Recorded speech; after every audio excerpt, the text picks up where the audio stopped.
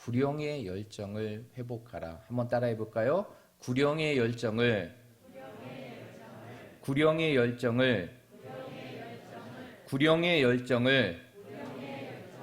회복하라.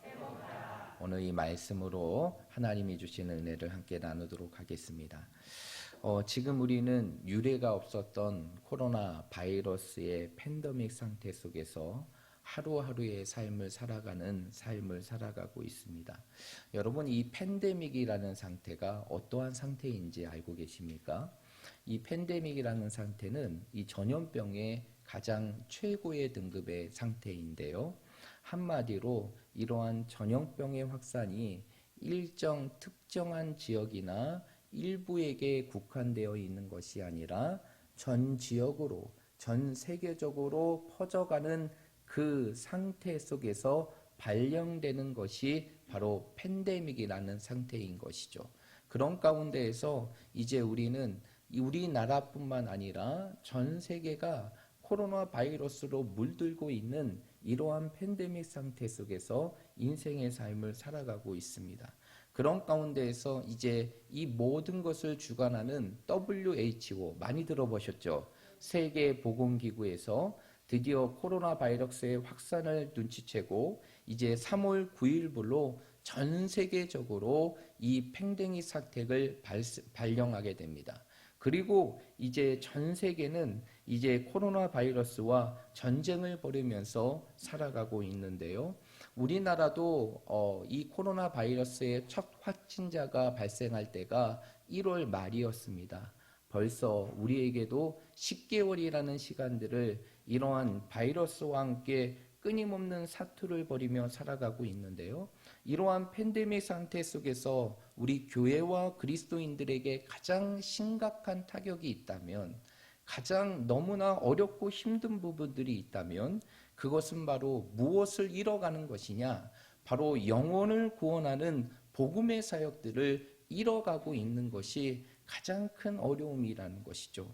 여러분, 세상을 향하여 외쳐야 될 복음의 사명을 갖고 이 땅에 부름을 받은 우리, 그리고 예수 그리스도의 복음을 세상에 외쳐야 될 사명을 가지고 세워진 교회들은 정말 이러한 현실의 상황 속에서 정말 어렵고 힘든 시기를 보내고 있습니다.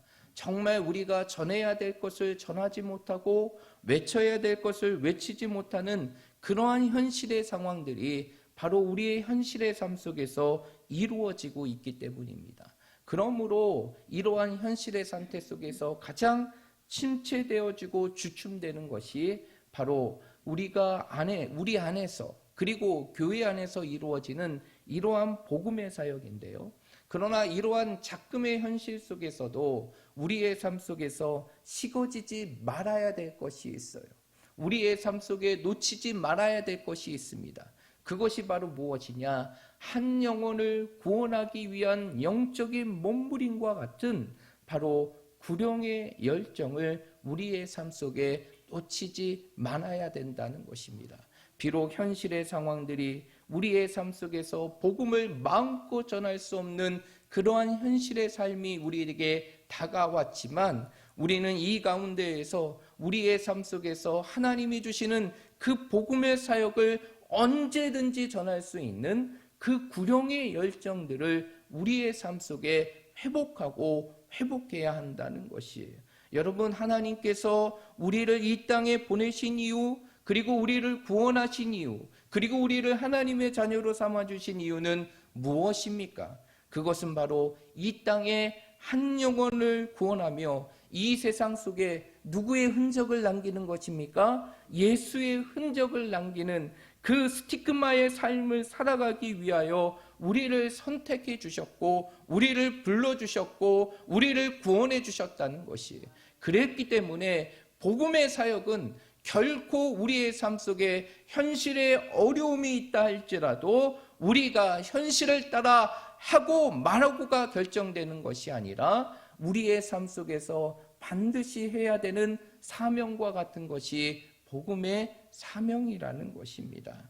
그래서 오늘 예수님께서는 제자들에게 오늘 말씀을 통해서 뭐라고 얘기하십니까? 우리가 잘 알고 있는 이 사도행전 1장 8절의 말씀에 보면 예수님께서는 이제는 이 땅의 모든 사역을 마치고 이제 하나님께로 가게 되는 승천의 기점에서 이 땅에 남아있는 제자들을 향하여 놀라운 명령의 말씀을 하시는데, 그 말씀이 바로 오늘 8절의 말씀이에요. 8절의 말씀에 보면 예수님께서 뭐라고 말씀하십니까? 오직 성령이 너희에게 임하시면 너희가 무엇을 받고 권능을 받고 이제 예루살렘과 온 유대와 사마리아와 땅끝까지 이르러 내 무엇이 되라? 증인이 되라 라고 말하고 있어요. 여러분, 세상의 상황들이 우리가 나가서 전하지 못하게 되는 상황들이 되고, 세상이 어쩌면 우리의 입을 막고 우리의 모든 손과 박을 붙든다 할지라도 우리의 삶 속에서는 늘 이러한 예수님께서 우리에게 주신 사명, 바로 예수의 증인이 되고 세상을 향하여 복음을 외쳐야 될 그 사명이 우리에게 있다는 사실을 우리의 삶 속에 기억하고 늘 우리의 삶 속에서 무엇을 갖추는 삶을 살아가야 될까요?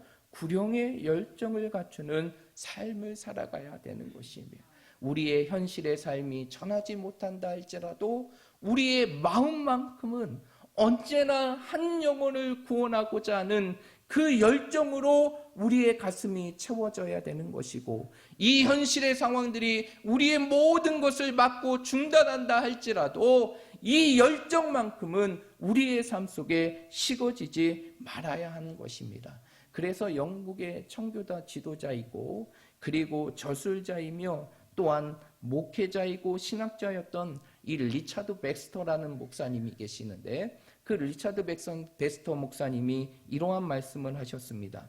지금 있는 자리에서 복음을 전하지 않는 사람이라면 그가 어떠한 의식을 거쳐서 어디로 가든지 그것은 모두 쓸데없는 일이다 라는 말씀을 하셨어요. 여러분, 이 말은 무엇일까요? 우리가 이 땅에서 아무리 많은 일을 한다 할지라도 정말 우리의 삶 속에서 무슨 삶이 없다면, 복음을 전하는 삶이 없다면, 우리의 삶 속에 복음을 전하는 열정이 우리에게 없다면 그것은 모든 우리가 이 땅에 행하는 일들이 의미 있는 일이 아니라 쓸데없는 일이라는 것을, 헛된 것이라는 것을 그 목사님은 말씀해 주고 있는 것이에요. 그만큼 우리의 삶 속에서, 이 현실의 삶 속에서 우리의 삶 속에 갖추고 회복해야 될 것은 바로 무엇이냐?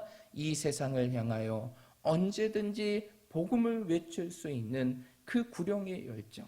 예수님께서 한 영혼을 천하보다 귀히 여겼던 것처럼 우리의 삶 속에서 세상의 영혼들을 귀히 여기며 그들에게 언제든지 예수 그리스도가 우리의 삶의 영원한 주되심을 증거할 수 있는 그러한 구령의 열정들이 우리의 삶 속에 회복해야 한다는 것입니다. 그렇다면 우리의 삶 속에서 이러한 구령의 열정을 회복해야 될 사명을 가진 우리들이 왜 이 땅에서 이러한 열정을 회복해야 하는 것일까요?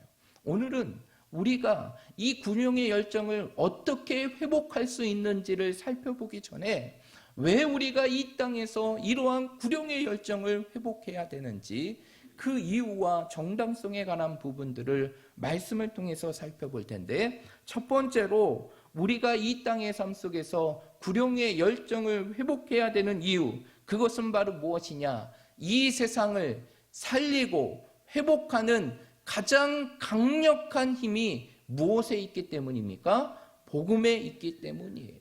여러분, 이 세상을 살리고 회복하는 것, 그것이 사람을 통해서 이루어지는 것처럼 보이지만, 마치 사람이 하는 것처럼 보이지만 실제적으로 이 모든 것들을 이룰 수 있는 가장 강력한 힘은 바로 예수 그리스도의 복음에 있다는 사실을 믿으시길 바랍니다.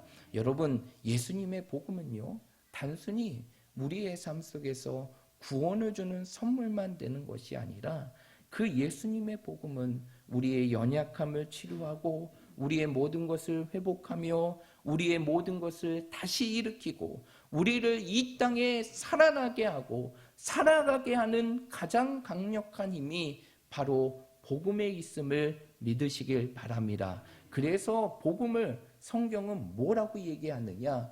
굿뉴스, 바로 이 땅에 가장 좋은 소식이다라고 말하고 있는 것이에요.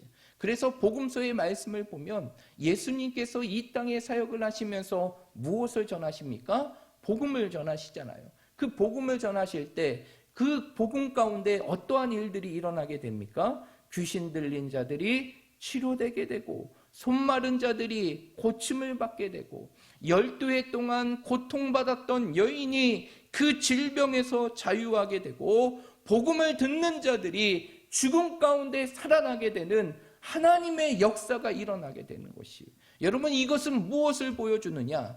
복음은 우리의 영혼을 구원하는 능력일 뿐만 아니라 우리를 회복하게 하는 능력, 더 나아가 이 나라와 이 현실과 세계를 살릴 수 있는 능력이 어디에 있는 것이냐? 복음에 있다는 사실을 반드시 기억하시기를 바랍니다. 그렇기 때문에 우리는 무엇의 열정을 회복해야 되는 것입니까?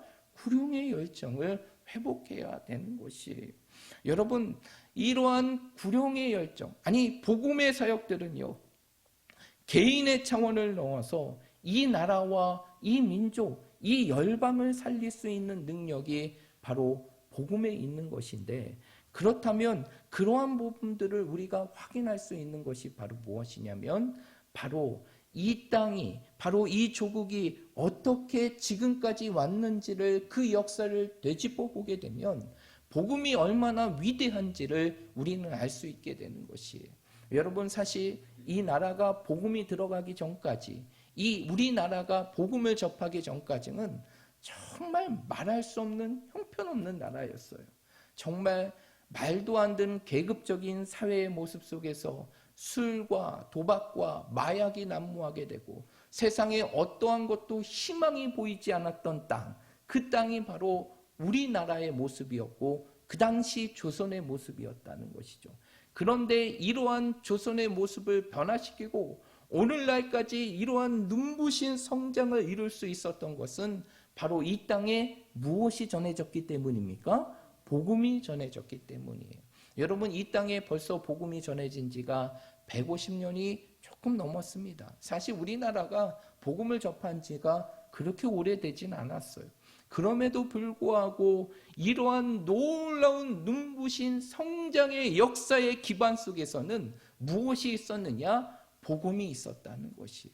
복음과 함께 이 나라는 성장하게 되었고, 복음과 함께 이 나라는 발전하게 되었고, 복음과 이 나라는 놀랍게 새로워지는 하나님의 역사를 이루었다는 것이에요. 여러분, 이 복음이 처음 전해질 때 이 땅에 복음을 전했던 분들이 선교사님이잖아요. 이 땅에 복음이 전해지는 그 초기의 시대 속에서 이 땅에 복음의 사역을 전했던 대표적인 2명의 선교사님이 계세요. 누군지 아십니까?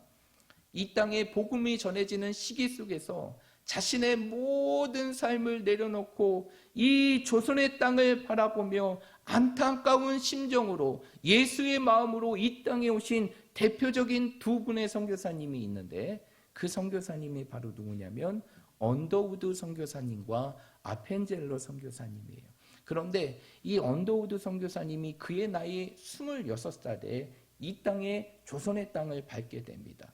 그리고 이 조선의 땅을 밟음과 동시에 그의 인생의 삶 속에서 하나님께 드렸던 하나의 기도문이 있어요. 그 기도문을 보게 되면 이 땅의 조선이 얼마나 어두운 땅인지를 자세하게 확인할 수 있는데, 그래서 오늘 그 언더우드 선교사님의 그 기도문에 관한 부분들을 여러분들에게 읽어드리려고 합니다. 한번 잘 들어보십시오. 주여, 지금은 아무것도 보이지 않습니다. 주님, 메마르고 가난한 땅, 나무 한 그루 시원하게 자라오르지 못하는 이 땅에 저희들을 옮겨와 심으셨습니다. 그 넓고 넓은 태평양을 어떻게 건너왔는지 그 사실만이 기적과 같습니다. 주께서 붙잡아 뚝 떨어뜨려 놓으신 듯한 이곳, 지금은 아무것도 보이지 않습니다. 보이는 것은 고집스럽게 얼룩진 어둠뿐입니다. 어둠과 가난한 인습에 묶여 있는 조선 사람들 뿐입니다. 그들은 왜 묶여 있는지도 고통이라는 것을 모르고 있습니다. 고통일 줄 모르는 자들에게 고통을 벗겨주겠다고 하며 의심하고 화부터 냅니다. 조선 남자들의 속셈이 보이지 않습니다. 이 나라의 조종의 내심도 보이지 않습니다. 가마를 타고 다니는 여자들을 영영 볼 기회가 없으면 어쩌나 합니다. 조선의 마음이 보이지 않습니다. 그리고 저희가 해야 될 일들이 보이지 않습니다. 그러나 주님께 순종하겠습니다.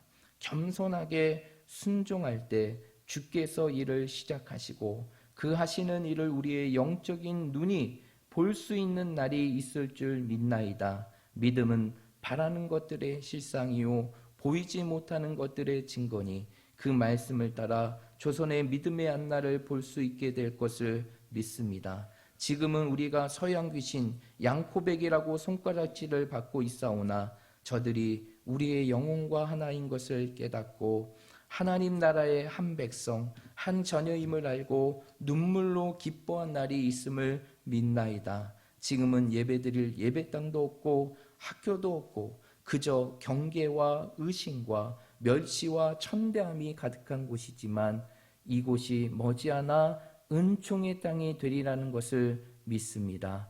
주여 오직 제 믿음을 붙잡아 주소서. 이렇게 고백하고 있습니다.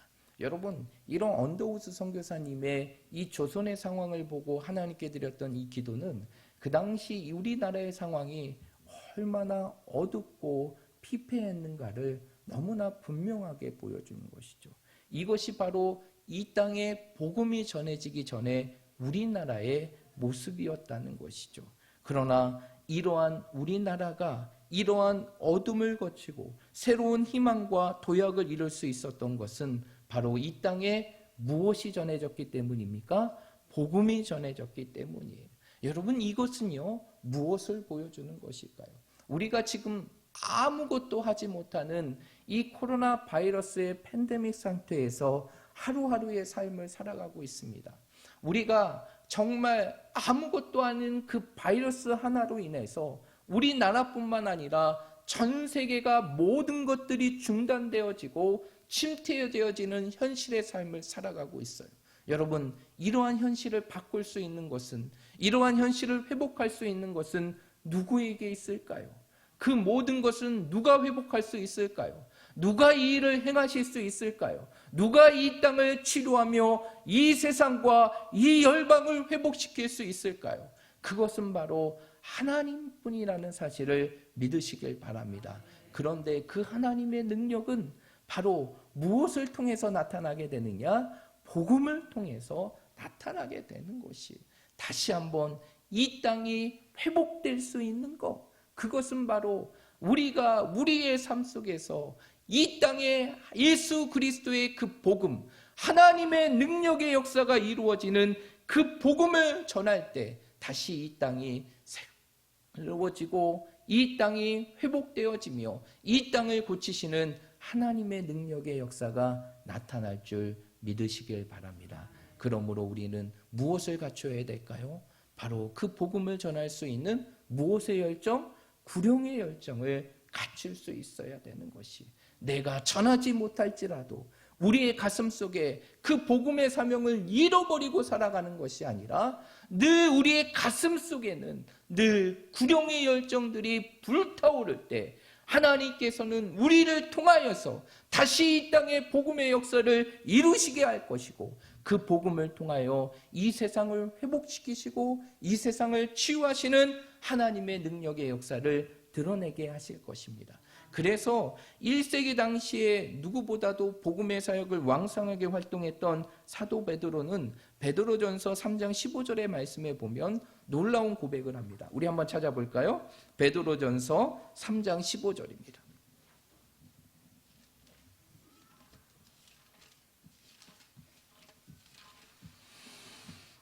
베드로전서 3장 15절입니다.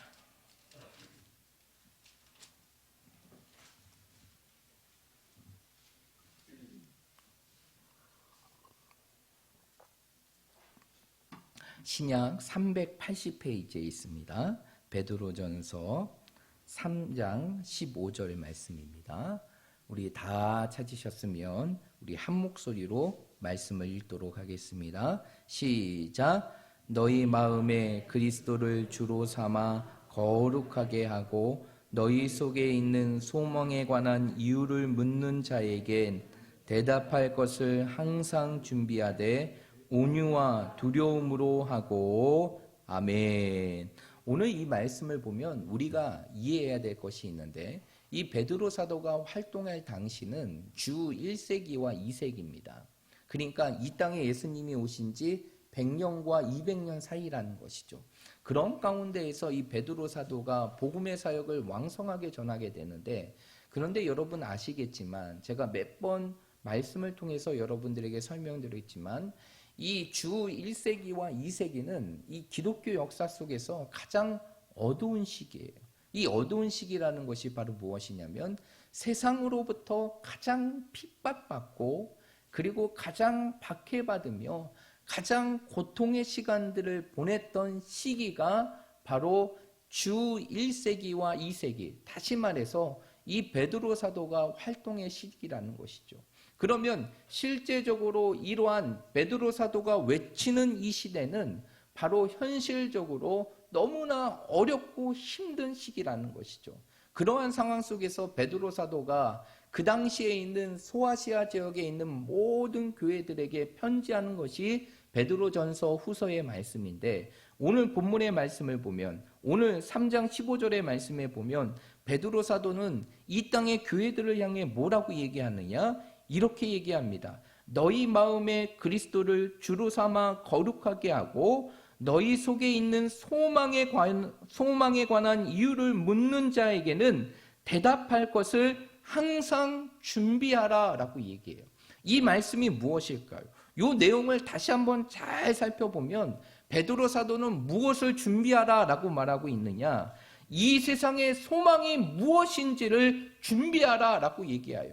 세상이 이렇게 어렵고 힘들어지는 이 현실의 삶 속에서 누군가가 너희에게 이 땅의 소망이 무엇입니까? 라고 묻는다면 그 소망이 무엇입니다? 라고 대답할 수 있는 그 대답을 준비해야 된다라고 말해주고 있는 것이에요.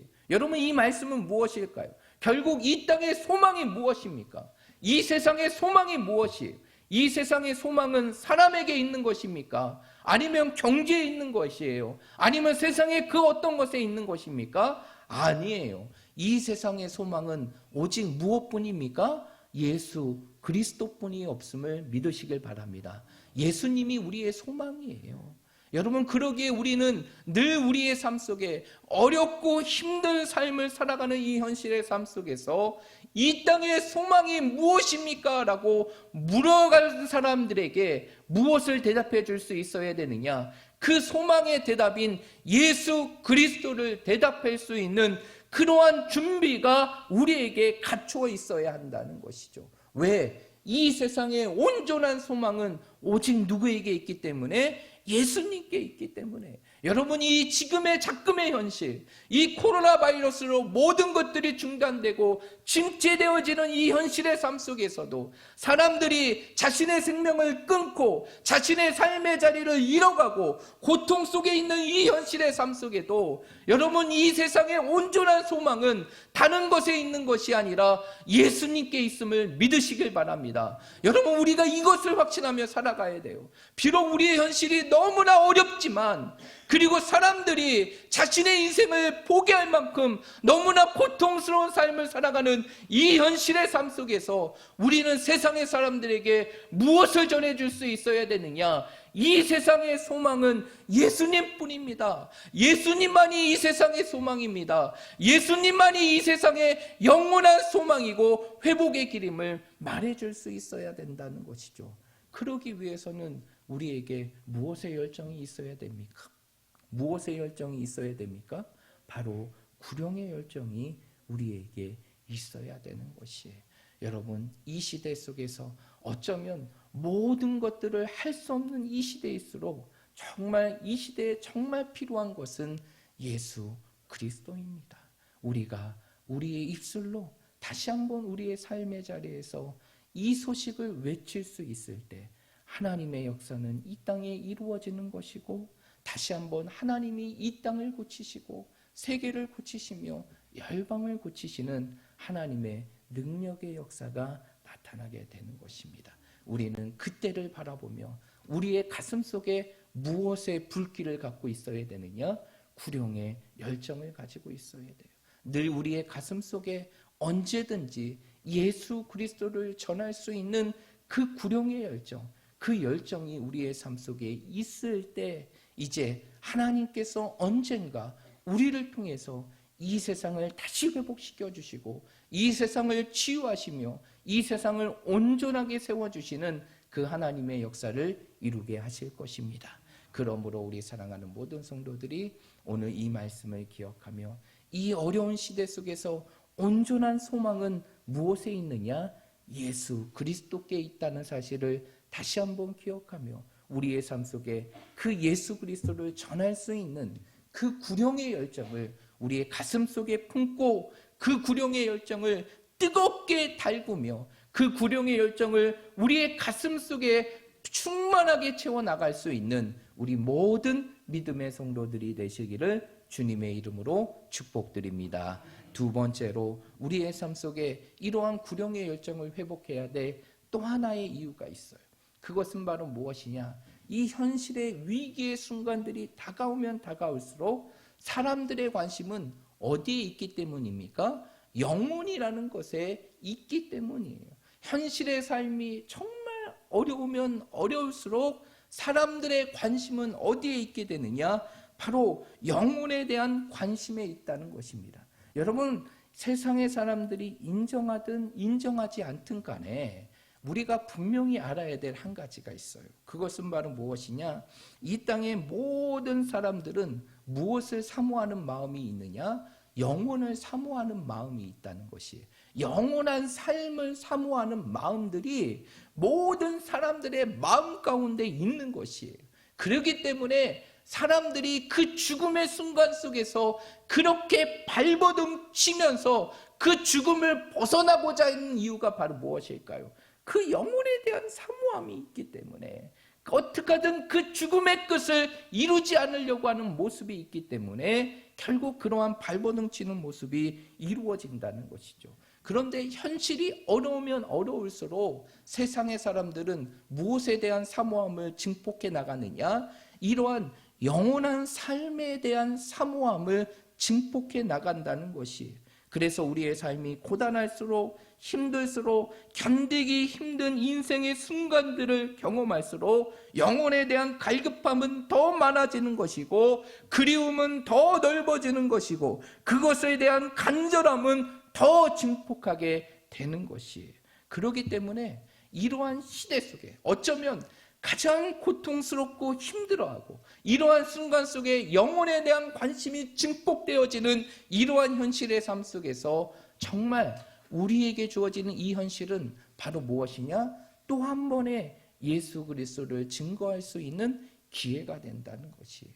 여러분, 사람들이 힘들면 힘들수록 그 육신의 삶이 어려우면 어려울수록 그 인생의 삶 속에서 이제 무엇인가를 붙들고자 하는 마음들이 간절해지게 되는 것이 여러분 우리 마음도 그렇지 않습니까?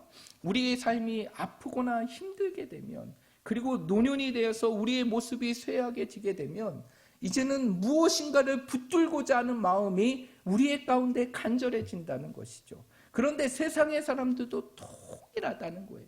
현실의 삶이 어려우면 어려울수록 무엇인가를 붙들려고 하는 부분들이 있고 영혼에 대한 관심이 증폭이 된다는 것이죠.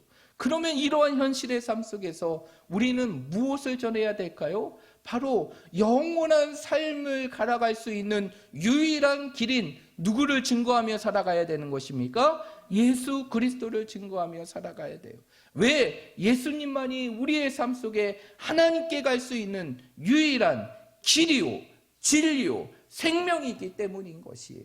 그렇기 때문에 결국 이 어려움의 시기들은 우리의 삶 속에 무엇의 기회가 되는 것이냐? 예수 그리스도를 전할 수 있는 기회가 되는 것이에요. 여러분, 위기를 뒤집어서 하면 그것은 무엇의 말이 될까요? 기회라는 단어가 됩니다. 위기의 말을 뒤집으면 그것은 바로 기회예요. 오늘날 이 시대에 많은 사람들이 위기를 떠들지만 어쩌면 이 위기의 순간들은 우리의 삶 속에 다시 한번 세상을 향하여 예수 그리스도를 전하고 그들의 삶 속에 영원한 삶을 전해줄 수 있는 기회가 될 수 있음을 우리의 삶 속에 믿어야 되는 것이, 그래서 우리의 삶 속에서 무엇의 모습을 갖추어야 되느냐?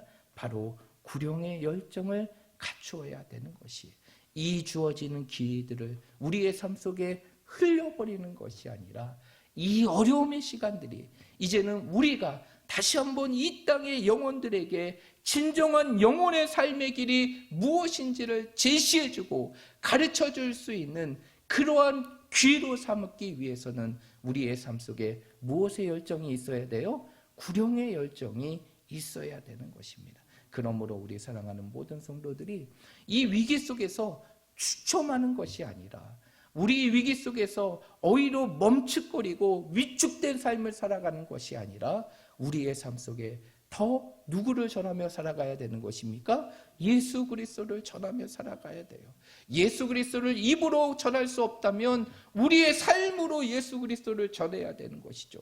우리 한 사람 한 사람이 이 땅의 삶 속에 예수 그리스도를 전할 수 있는 통로가 될 때, 우리의 삶이 우리의 삶 속에 예수 그리스도를 증거하는 삶이 될 때, 그것이 결국 이 세상의 사람들 속에서 다시 한번 주님을 전하고 그들의 삶 속에 구원을 할 수 있고 이 어려움의 시기들을 다시 그들의 인생의 삶에 놀라운 회복의 기회로 만들 수 있는 자리가 되는 것입니다. 그러므로 우리는 이 시대 속에서 더욱더 예수 그리스도를 전할 수 있는 기회를 갖기 위하여 우리의 삶에 구령의 열정을 회복해야 되는 것이, 여러분 초대교회 사도들의 모습을 보게 되면 초대교회 사도행전의 모습을 보면 초대교회 모습들이 나타나잖아요.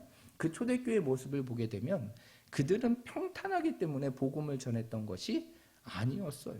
그들은 그들의 삶 속에 수많은 핍박과 박해, 어쩌면 지금의 이 전염병보다 더 어렵고 더 힘든 위기의 상황 속에서도 자신의 삶 속에 예수 그리스도를 복음을 전할 때 그것이 어떠한 것으로 나타나게 되느냐?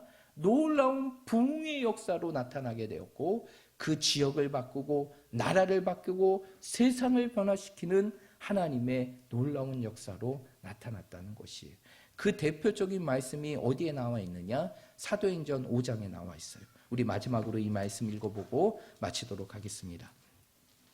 사도행전 5장입니다. 사도행전 5장 41절부터 42절 두 절의 말씀입니다.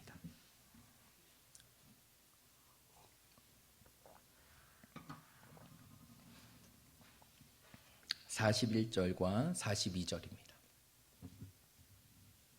우리 다 함께 말씀을 읽어보도록 하겠습니다. 시작.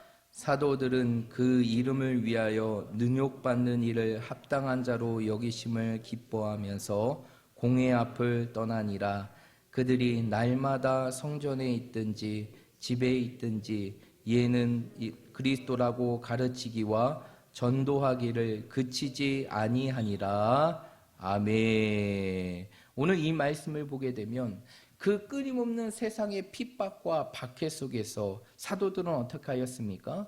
그 능욕받는 것을 두려워하는 것이 아니라 오히려 그 모든 것을 기쁨으로 받아들였다라고 얘기합니다. 그러면서 42절의 말씀에 보니까 날마다 성전에 있든지 집에 있든지 예수를 그리스도라고 가르치기와 무엇하기를 그치지 아니하였다, 전도하기를 그치지 아니하였다라고 얘기해요. 여러분, 어쩌면 어려운 시기의 이 시대는 우리의 삶 속에 복음을 전할 수 있는 가장 놀라운 기회가 될 수 있는 때라는 사실을 믿으시길 바랍니다. 우리의 삶이 이 사도들의 모습과 같이 때로는 복음을 전하다가 핍박을 받을 수 있죠. 이 현실의 삶 속에서 뭔 교회를 외치고 뭔 예수를 전하냐고 세상의 사람들에게 비난을 받을 수 있습니다.